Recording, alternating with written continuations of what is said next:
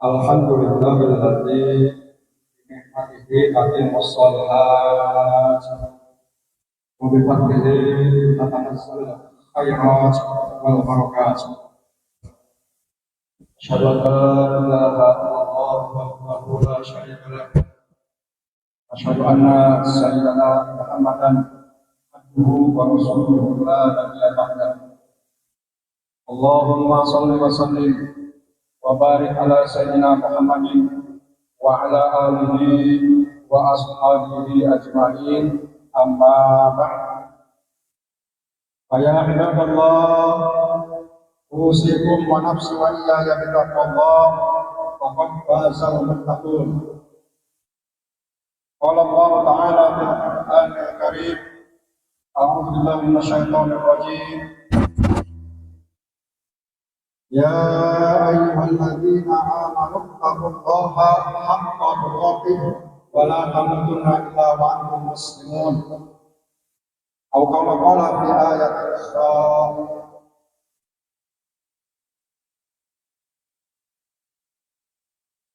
Ya ayyuhalladzina amanu kutiba alaikumus syiyam kama kutiba alal ladzina min qablikum la'allakum tattaqun. Wa qala Rasulullah sallallahu alaihi wasallam, man shoma ramadhana imanan wa ihtisaban ghufira lahu ma taqaddama min dhanbi. Sadaqallahul azim wa ballagha rasulun nabiyul habibul karim wa nahnu lahu ala dhalika minasyahidin wasyakirin walhamdulillahi rabbil alamin. Masyarul muslimin wa sunnatul mu'minin rahimakumullah, melalui mimbar yang mulia ini di hari yang agung ini, Idul Adha, Khotib tidak segan-segannya dan tidak jemu-jemunya untuk menyampaikan satu wasiat untuk pribadi khotib khususnya dan umumnya jamaah sekalian. Marilah kita bersama-sama berbekal takwa kepada Allah Subhanahu wa taala. Karena dengan bekal takwa ini, insya Allah kita akan diantarkan dari kehidupan dunia menuju kehidupan akhirat yang selamat. Para ulama mendeskripsikan makna atau kesimpulan daripada takwa, imtisalu awamirillah wa jtinabu nawahihi sirron wa alaniyatan batinan wa dhahiran. Takwa itu mengandung arti melaksanakan segala perintah-perintah Allah dan meninggalkan apa yang dilarangnya, baik secara sembunyi-sembunyi maupun terang-terangan, ataupun secara lahiriah maupun secara batiniah. Ketakwaan yang kita laksanakan ini insya Allah menjadi bekal untuk kehidupan akhirat. Sebagaimana firman Allah, az-zawadu wa inna khairaz zadi taqwa, dan perbanyaklah bekal oleh kalian, dan sebaik-baiknya bekal adalah takwa. Hadirin yang dirahmati Allah Subhanahu wa taala, tanpa terasa bulan Sya'ban sudah memasuki fase akhir. Artinya kita beberapa hari lagi akan kedatangan tamu yang agung, tamu istimewa yang kita tunggu-tunggu, yang kita nanti-nantikan kedatangannya oleh setiap insan atau manusia yang beriman. Di bulan suci Ramadan ini penuh berkah, penuh hikmah, penuh kegembiraan dan penuh amaliyah ibadah yang kita laksanakan. Bermula dari bulan Rajab, sekarang masuk di bulan Sya'ban, merupakan pintu gerbang menuju bulan Ramadan yang akan kita nanti-nantikan beberapa hari lagi. Sebab puasa Ramadan itu harus didukung oleh keimanan dan sungguh-sungguh dan mengharapkan pahala Allah Subhanahu wa taala. Sebagaimana sabda Rasulullah sallallahu alaihi wasallam, "Man shoma ramadhana imanan wa ihtisaban ghufira lahu ma taqaddama min dhanbi."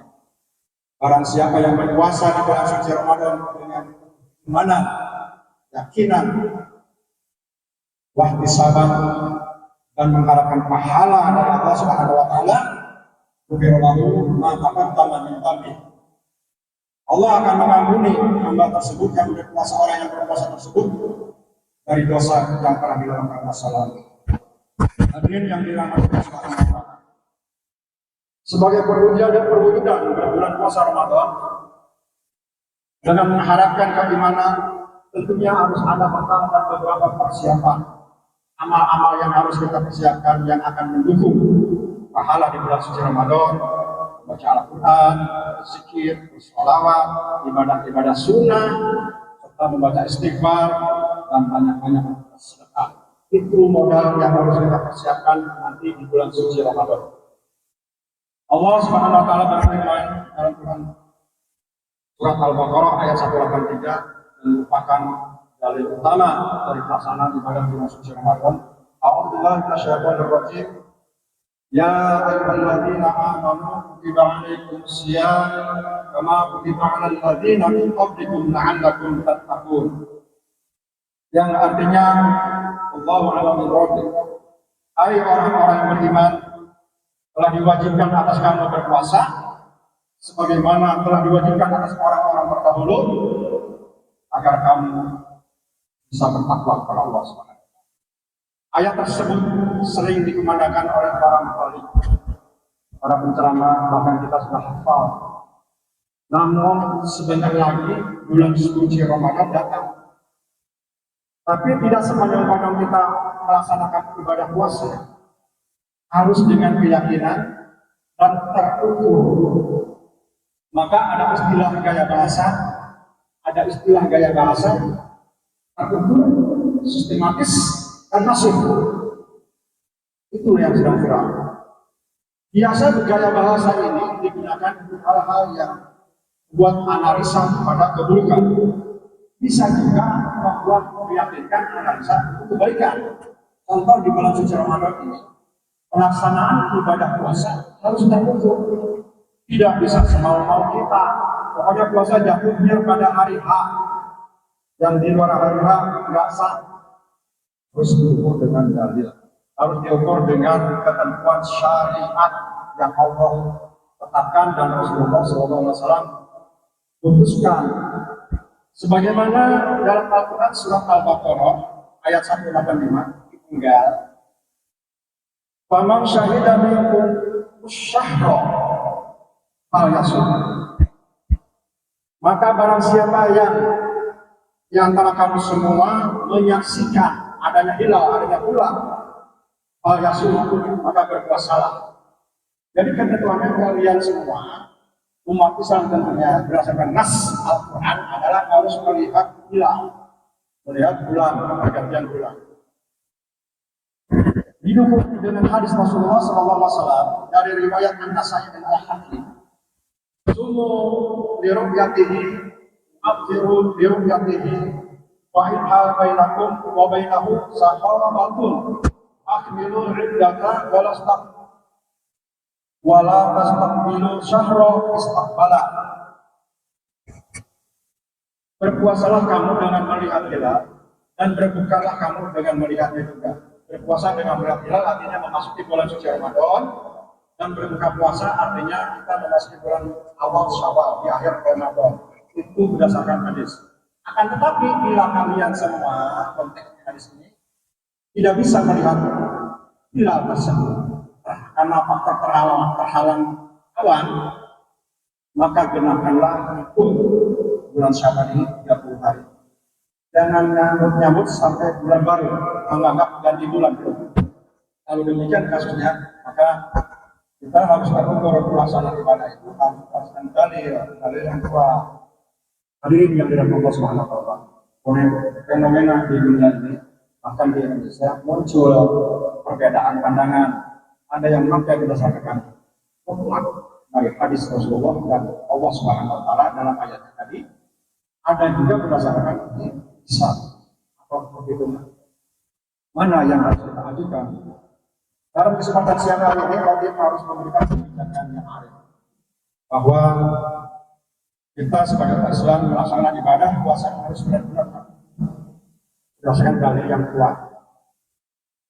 Sementara hisab itu muncul historisnya perhitungan puasa hisab di abad ke-400 Hijriah. Zaman Nabi belum ada, dalam sahabat belum ada. Ada juga hisab itu hanya untuk menentukan alur perdagangan, alur pelayaran, alur untuk surat bergerak. Hisab itu tanggal bulan dan tahun zaman sahabat. Nah, 400 zaman tabi'in baru muncul ilmu-ilmuwan teknologi, filsafat, astronomi, falak dan lain sebagainya. Dikonklusikan menjadi satu metode perhitungan untuk merumuskan agar manusia itu mudah dalam menetapkan sifat bulan berlaku sampai sekarang ini. Pertanyaannya, bagaimana nanti akhir zaman? Bisa masih bisa tidak? Konon para ahli daripada ilmu akhir zaman, ilmu akhir zaman, manakala terjadinya meteor yang akan hantam bumi ini, bahkan nanti teknologi canggih pun sudah tidak ada, jam dinding yang ini ada baterainya sudah tidak mampu mendeteksi angka, semua magnetik yang tidak berfungsi, apakah bisa secara hisab dilaksanakan? Tentunya yang harus diajukan, yang menjadi rujukan adalah peredaran matahari dan bulan. Itu kekal sampai hari kiamat. Makanya nanti metode rukyat itu 3 fase. Fase kenabian, fase sekarang, fase milenial, dan akhir zaman nanti rukyat tetap berjalan. Sedangkan metode hisab mulai dari milenial di era-era pertengahan yang kita laksanakan sekarang. Yang tidak boleh itu melaksanakan ibadah dosa berdasarkan keputusan RT setelah puasa, RT kanan tidak puasa, atau keputusan puasa berdasarkan abah anu puasa memberikan fatwa. Makanya kita beribadah berdasarkan dalil, ikuti Allah wa atiur Rasul wa ulil amri minkum. Taatilah perintah Allah dan perintah Rasulullah dan pemerintah setempat. Itu insya Allah aman. Hadirin yang Allah Subhanahu wa Ta'ala. Ayat ini puasa juga harus sistematis. Siapa yang dipanggil orang yang berpuasa? Bukan orang Islam, bukan orang Yahudi, bukan orang Nasrani, tetapi khusus huruf nida ya ayyuhalladzina amanu merupakan kalimat atau kata atau huruf nida, huruf panggilan spesifik khusus dipanggil untuk orang yang beriman. Kenapa yang beriman? Karena orang yang beriman itu memiliki kekuatan untuk melaksanakan ibadah puasa. Mustahil orang puasa imannya kendor, pasti akan goyang. Ngomongin orang, memandang dan melihat yang tidak berguna, bahkan maksiat. Apalagi tutup nanti bulan Ramadan baris, mumpung sepi. Nah, disitulah godaan. Iman menjadi fondasi utama untuk melaksanakan ibadah puasa. Bukan hanya lapar dan haus, tapi mental yang ada di dalam, nafsu yang ada di dalam diri yang dikendalikan oleh iman. Hadirin yang Allah Subhanahu wa Ta'ala, yang terakhir adalah masih ini global. Banyak istilah yang digunakan adalah tujuan utama. Apa itu tujuan utama puasa? La'allakum tattaqun. Tujuan utama adalah supaya manusia menjadi yang bertakwa. Kenapa takwa lagi? Sebab takwa ini seringkali disampaikan oleh para mubalik di dalam Jumatnya. Dalam satu ayat, ya ayyuhalladzina amanu taqullaha haqqa tuqatih wa la tamutunna illa wa antum muslimun. Hai orang-orang yang beriman, janganlah kalian itu mati sebelum kamu bertakwa. Jadi wanti-wanti daripada firman ini merupakan syarat bahwa modal utama adalah ketakwaan kita kepada Allah Subhanahu wa Ta'ala. Hadirin yang dirahmati Allah Subhanahu wa Ta'ala, pesan terakhir kita menjelang bulan suci Ramadan itu rapatkan barisan. Ingat konsep awal yang tadi disampaikan, yakini ibadah kita berdasarkan keyakinan dan murni berdasarkan iman dan sahabat. Jadi bekal untuk kita beribadah kepada Allah Subhanahu wa Ta'ala.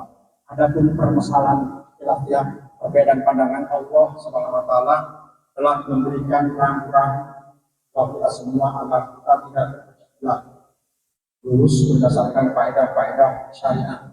Allah Subhanahu wa Ta'ala berfirman, "A'udzubillahi minasyaitonir rajim. Ya ayyuhalladzina amanu atti'ullaha wa atti'ur rasul wa ulil amri minkum." Wa in tanaza'tum fi syai'in farudduhu ila Allah wa rasul in kuntum tu'minuna billahi wal yawmil akhir dzalika khairun wa ahsanu ta'wila.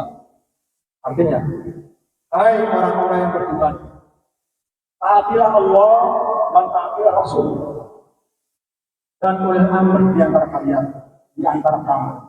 Siapa ulil amri menurut para mufassir adalah pemerintah setempat. Jadi yang rasa bukan pemerintah ya nggak usah main-main platform atau kita ikut pada satu sisi. Ati Allah wa ati Rasul wa ulil amri minkum. Kemudian disambungkan ayat. Kemudian jika kamu berlainan pendapat, berbeda pendapat tentang sesuatu atau permasalahan, maka kembalikanlah kepada Allah dan Rasulnya. Jika kamu benar-benar beriman kepada Allah dan hari akhir, yang demikian itu lebih utama, lebih baik dan baik dari akhirat. An-Nisa 39. Barakallahu wa barakatuh. Karena Pak Anu banyak mengerti dan ada apabila aku bisa Astagfirullah,